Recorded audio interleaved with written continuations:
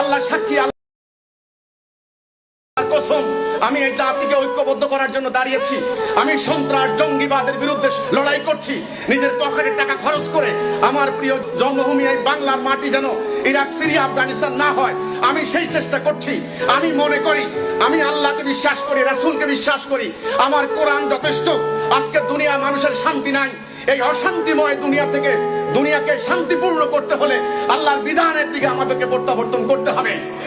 আমি ইসলামের কথা বলি, আমি কোরআনের কথা বলি, আমি আল্লাহর কথা বলি, আমি রাসূলের কথা বলি।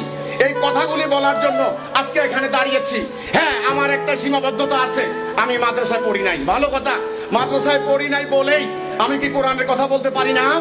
মাদ্রাসায় পড়ি নাই বলেই আমার মতো যুবক আজকে আমি সমাজতান্ত্রিক আন্দোলন করতে পারতাম, আজকে আমি অন্য নাস্তিকতাবাদী আন্দোলন করতে পারতাম, আমি আজকে অন্যদিকে মানুষকে ডাকতে পারতাম।